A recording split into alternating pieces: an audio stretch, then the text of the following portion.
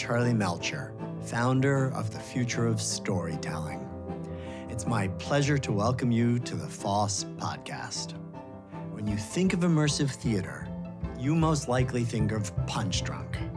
Called world-conquering theater rebels by the Evening Standard, and hands down the best immersive theater company in the world by Time Out, Punchdrunk is at the forefront of the movement to give audiences experiences that are active, multisensorial, and altogether completely unlike anything conventional theater offers.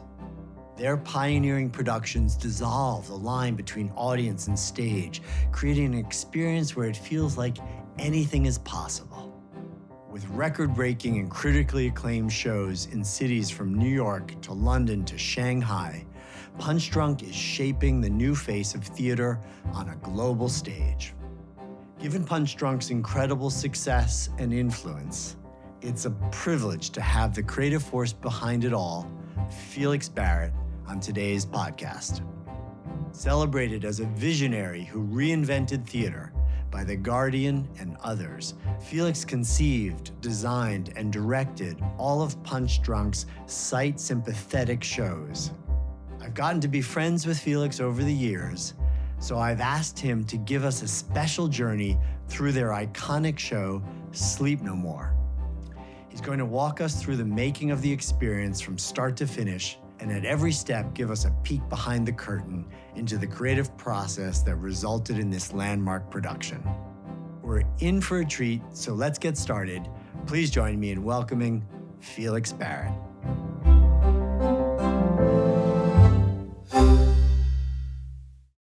Felix Barrett, it is such an honor to have you on the Future of Storytelling podcast. Thank you for being here. Oh, Charlie, it's an absolute pleasure to be with you. So I have to start by letting people know that the very first evening of the Future of Storytelling Summit, when we were having our VIP special dinner, we were doing it on the top of the McKittrick Hotel and then took 120 some odd people down into Sleep No More for a night that they will never forget. All of us were just blown away by that experience. And that was literally the first FoST thing. Wow. And we owe that to you. It was an incredible memory.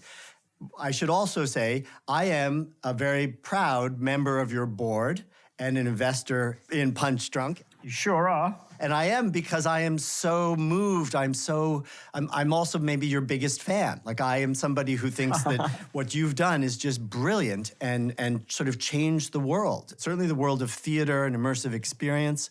I mean, Sleep No More is one of those pieces that it's in the canon. You know, it's like one of the most important pieces in the world of immersive experience. I'd love to learn more about how it came about. Like, where did you come up with that idea? What's the story of this immersive theater piece, Sleep No More? Well, I think it all goes back to actually my days at university and doing a drama degree, but being a frustrated filmmaker. And I'd been disillusioned with theatre, yet studying it and trying to find the ways you could break the rules of it. Because I was going to see shows and thinking that actually it's all quite elitist, and theatre seems for the cast and the directors, but often the audience, the guys who are paying the money and the way in, were being forgotten about. And back in the days of Elizabethan theatre, if you weren't enjoying it, you could throw cabbages at the performers and leave in a huff. And it felt like, that's fair enough, because they're the ones who are buying the seats. It felt like I was going to see shows which I found them stiflingly awkward, but you have to endure it because I didn't want to disrupt the etiquette of theatre. And I should say, I love conventional theatre, but I just wanted to see where else it could go. How could you make it dangerous in the way that I felt it was when I was a kid? So I did a number of experiments at university, and it wasn't until my finals when I took over a disused territorial army barracks, and I finally getting to play with how you could disrupt and break that rule set. And took the play Wojciech, a bit of German expressionism, and set it across this beautiful space, which was completely encroached with nature, like dilapidated, and so much ivy had grown inside this building that it had made tunnels of it. Lit it with candles, spread the action around the building, and then realized, oh my gosh, it's not going to work. how are the audience going to know who's performing and who isn't, and how they're going to know where to go, or how they will know where the show is. And 2 days before we opened, had an epiphany one morning, thought, oh my gosh, if we put the audience in masks, suddenly they become part of the scenography, they disappear from view, it becomes theatre for one audience member with a cast of 12, and it becomes their own adventure. And that was the experiment put on. Went and rent my local art department at university and pressed the masks myself, cut them out, tried it out. It was for one night, and thought it was just going to be another experiment as part of my degree. But I had some really interesting feedback, and people was sort of like, wow, that was kind of crazy. Like, I found I wasn't myself. Like, my personality shifted. I was like, had impulses that I wouldn't normally have at the theatre, and just carried on making experiments. What is that experience that people have when they have that mask on? Like, what do you think is happening? I think it's interesting. It actually does relate to the lack of seats. So I think what I was frustrated was with conventional theatre is not what I was seeing, but the experience of going to the theatre, picking up your tickets, going to find your seat, sitting down, people rushing in, waiting for the lights to go down. It was so formulaic that it actually puts you in a place of relaxation because it's very predictable and always the same, and thus makes the audience very passive. That's fine, and it's great, but it means that only a sort of certain chunk of your brain, the intellectual, the cerebral, is active to watch the show. And I wanted to make a theatre whereby the body's active, you're physically present, you've got adrenaline, which means that all your synapses fire up and your senses are in, like in overload, receiving. And like, what happens when you're telling a story on that instinctual place, that visceral place, rather than the intellectual place? So to do that, remove the seats so they don't sit down. All the rituals of going to the theatre we took out. The mask is almost the equivalent to the theatre seat, because without the mask, it would just be absolute pandemonium with people running around spaces, and you wouldn't be able to know what's going on, and we'd lose control of the show. It would run away with itself. So by putting on a mask, it's the equivalent of sitting back in your theatre chair. It delineates you as audience, but it also makes you invisible because it hides your features, and it means that the entire audience look the same. So you're protected by the anonymity, and it empowers you to maybe be more brave, to come out of yourself, or like to maybe follow instincts that you wouldn't do normally because you are anonymous. I also had never thought about it, but your masks have always been white and the lighting's often low. So the differentiation of height and body type and clothing kind of recedes into the shadows, while the white mask is the thing that you see, and that's identical for every person. So everyone's exactly the same ghost. Absolutely. It's almost like, like the theatre tickets is inherently elitist. The wealthy sit near the front, and, and those who don't sit at the back and have a worse time. And it's like, to try and break those rules, create a meritocracy, give it back to the audience, where if they're curious, the old adage that we have in Sleep No More is like, the more curious you are, the more you're going to discover. Fortune favors the bold. And actually, when we first started, it was a Jacques Lecoq neutral mask, which was devised as the most neutral mask possible, which meant that if you put it on, your physicality would determine your character. So if you're slouched or slightly sort of, slightly intrepid, like it would exaggerate the mask would embody that, and you would look nervous. But if your body is sort of forthright and you're open and warm and you're presenting that, the mask would then in turn sort of smile and look confident. And so we were really, in the early days, taking the idea that the audience were almost the chorus, the idea you could shift and mold and a shape-shifting crowd.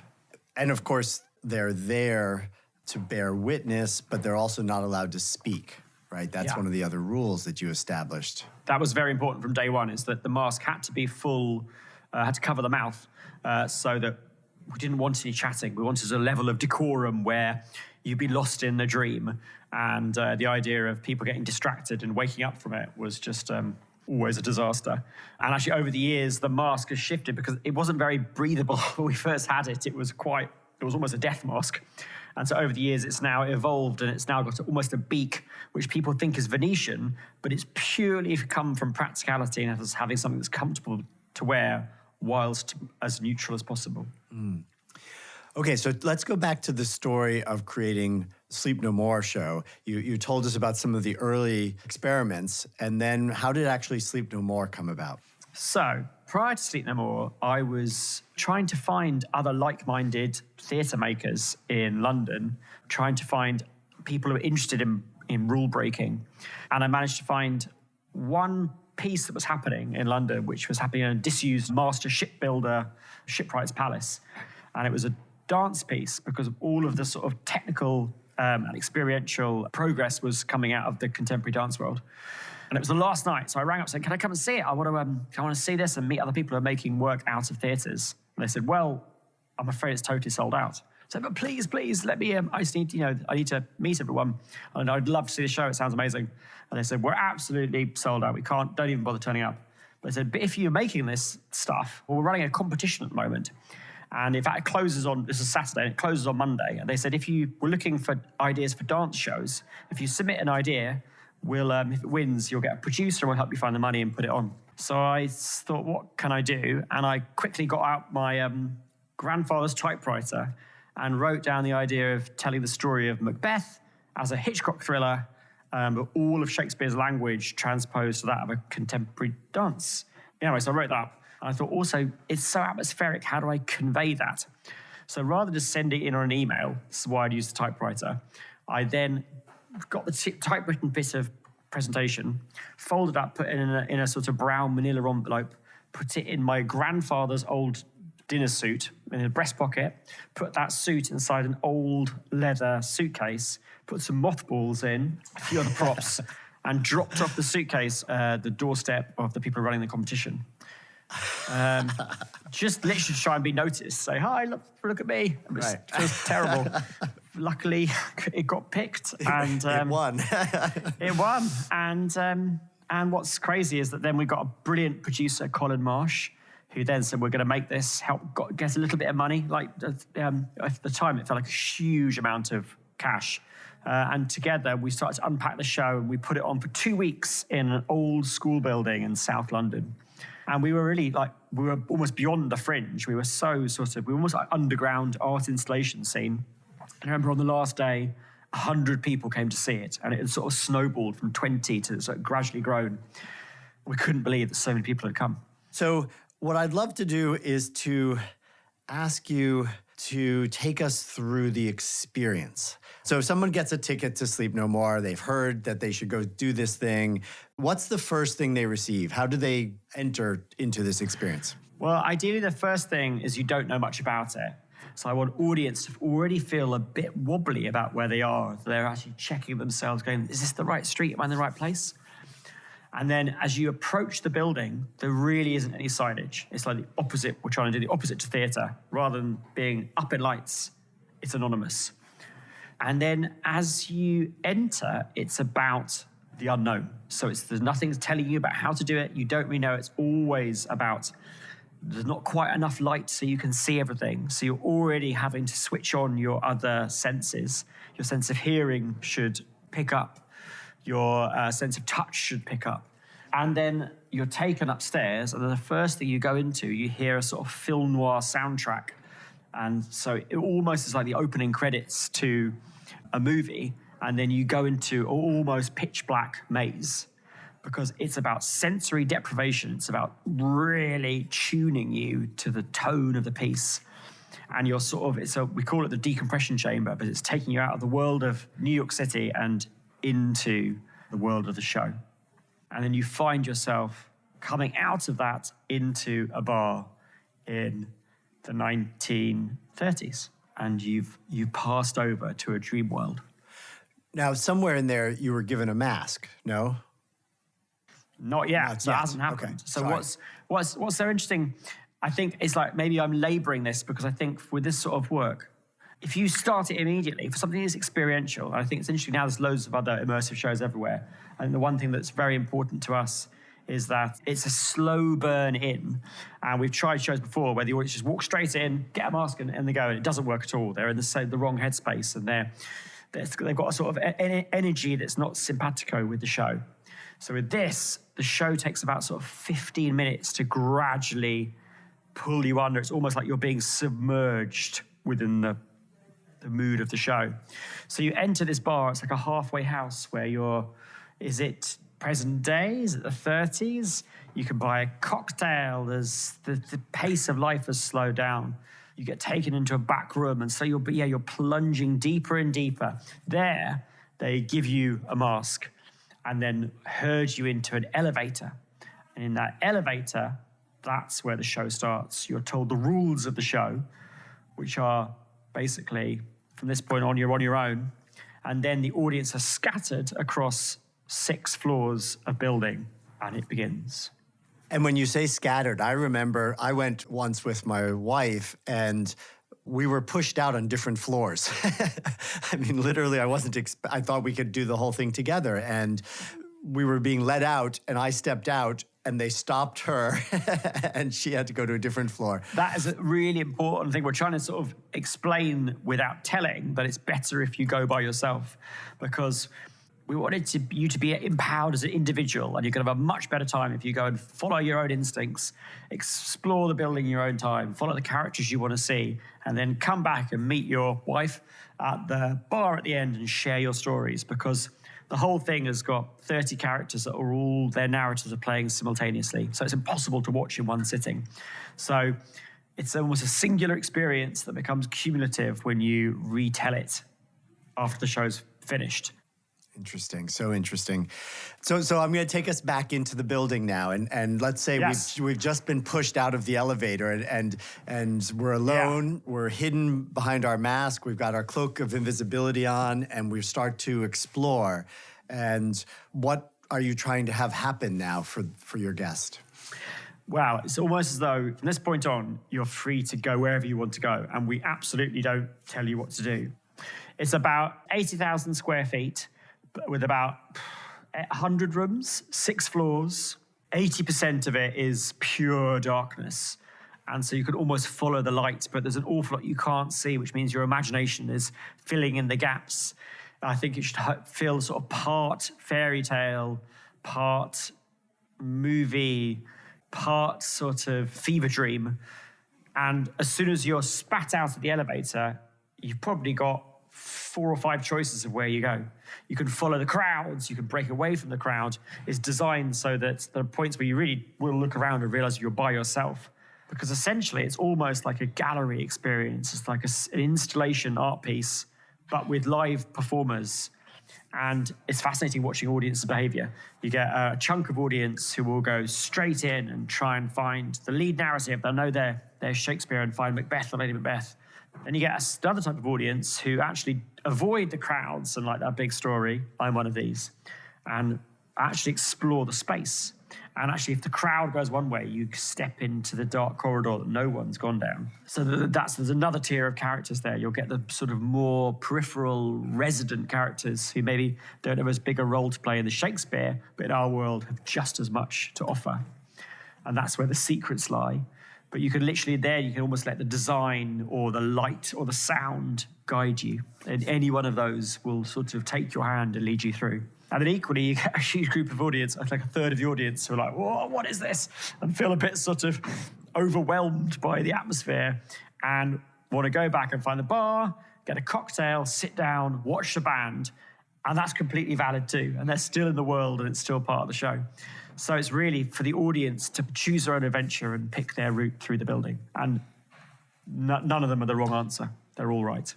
And when you say go through the building, one of the things that's just so incredible is the set design and the level of detail. I mean, these are cinematic quality sets, but 3-dimensional, and you're free to touch anything and open drawers. And I just remember feeling like the world building component was just as essential as anything else, if not more so. Like it was almost a character. A lot of the feeling of the experience and memory of the experience came from the way you felt in the rooms, temperature, smell, light, what you're walking on, what you're interacting with. Like, talk about the world building. I think you've nailed it there with what it feels like. That is, again, going back to a conventional play, is you have an intellectual response to what's happening on stage. With this, I want you to have a sort of a visceral response to what you're feeling in every given space. So in every room, we're trying to trigger all of the, well, at least the 4 senses if not the fifth with taste as well in some places, so that you're getting it at every angle. And so we want a living, breathing world, which actually, maybe it's like the definition of the word immersive, I think, is debatable and different people use it in different ways. But certainly for us, it's want it to be a world so thick that it's almost you're lost in the dream of it and nothing will wake you out of it. So in terms of the design, everything's touch real. Like if you can touch it, there's a walled garden outside the Macbeth's bedroom. It's real bricks. Like actually the floor sags in that space with the weight of it. But if it were fake, you'd realize it was all artifice and it would have no meaning. But it has to be real. So when you trace your fingertips across it, as the performers do, you'll get the brick dust in your fingernails. And it's about that tactile, real experience that just sort of means that you roll with it. Nothing's reminding you that you're actually in New York. You can lose yourself and be in Scotland for those 3 hours. But there's the aesthetic is what you see, but as important as what you see is what you don't see. So the gaffer tape and the sort of building blocks of theatre, all of that is hidden. And even the lighting, we try and sort of pull into the world. So you're as lost in it as we can humanly push you. So some people are exploring the rooms and just the maze of the building, and others are following the actors. And so talk about what's happening with the actors. So firstly, we call them performers because they're actually sort of a hybrid of some of the world's best contemporary dancers. That's their training.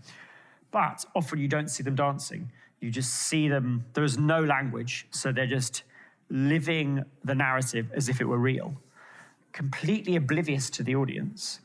So you might have one performer who's in a room, like packing up their belongings, and there might be 50 audience in there, but for that performer, they'll think they're alone. And yet there are characters which are supernatural, or there are characters who are drugged. There are characters actually dead, poor Banquo's ghost. Those characters can then see the audience, are on the same plane as them, are aware of them, can look them in the eye, and even lean into them and touch them. And that's where the sort of theatrical language splits. If you've come across a witch, suddenly they can look you back in the eye, and that's where the real fun begins, because then they might become aware of your presence, reach out their hand, and if you choose to put your hand in theirs, they will take you away from the hubbub of the crowd and to a door that's been locked this entire time that no one's been inside. Take the key from around their neck, unlock it, and you get taken in, and you get your own secret micro scene, what we call the 101. First of all, I just think it's so powerful that it's a dance piece, that the story is being told through physical gesture, through bodies. Most people think of theater as, frankly, primarily the dialogue, what's spoken. And yet here you're using this form that predates spoken language. Is there a reason you think that immersive theater seems to have this connection to dance? Well, I think it goes back to the empowerment again. And if it's a physical language, it's open to interpretation, which means as an audience member, you use your imagination, you're more invested in it, you're layering in your own life experience, and it suddenly becomes really specific to you because it's through your own filter. With language, it can be more on the nose, and that's the nature of language. It has precision, but there's something that's really direct about a physicality. In the same way that music can transcend any language, doesn't matter, doesn't need to be translated, it just touches you. It's the same with gesture, whereas any language needs to be processed through the sort of logical part of the brain. I suppose it's, whether you're using the right-hand side or the left-hand side of your brain. And then there are moments when you can retreat to the bar, right? And you can come in, Yes. have a drink, sit down.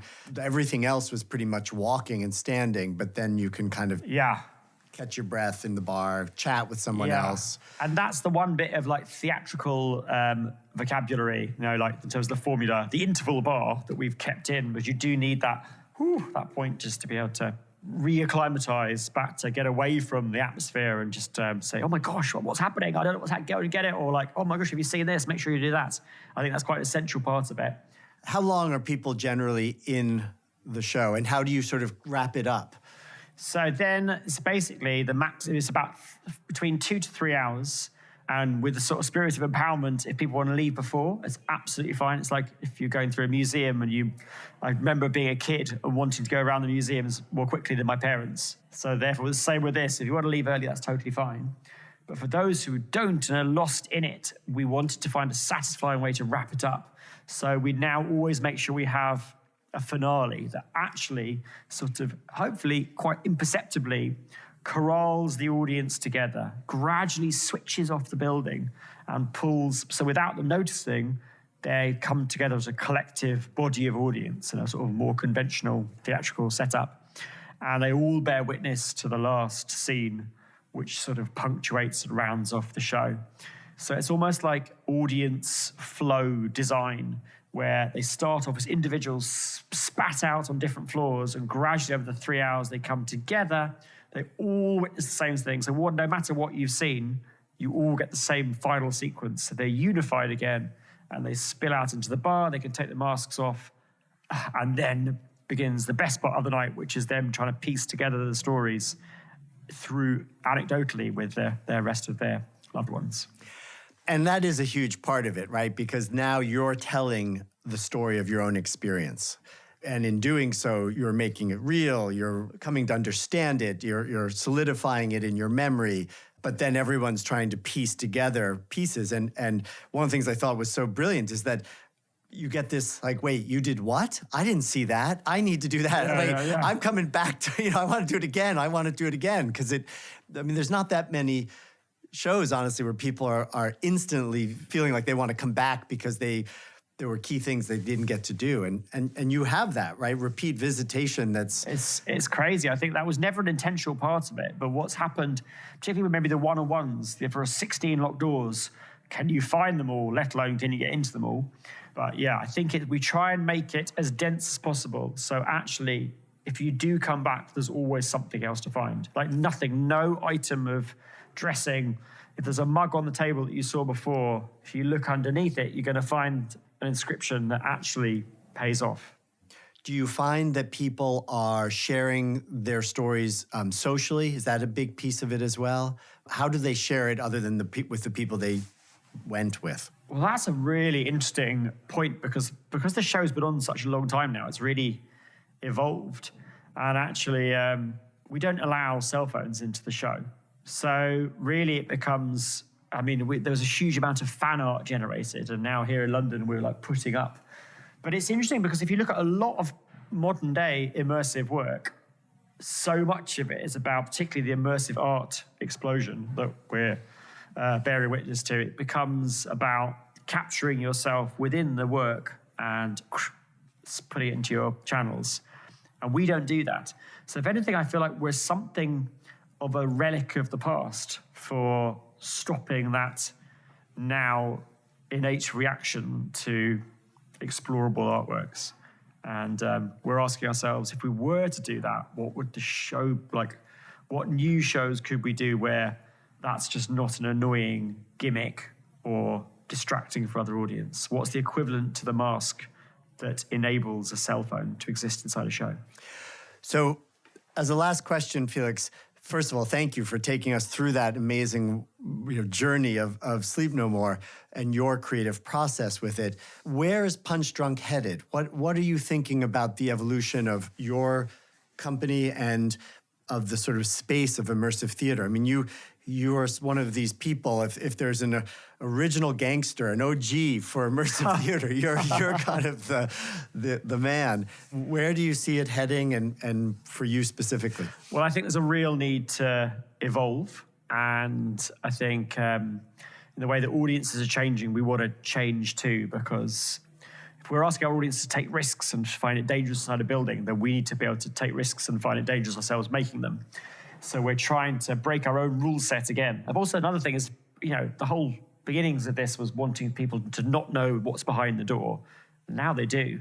So therefore we need to adapt.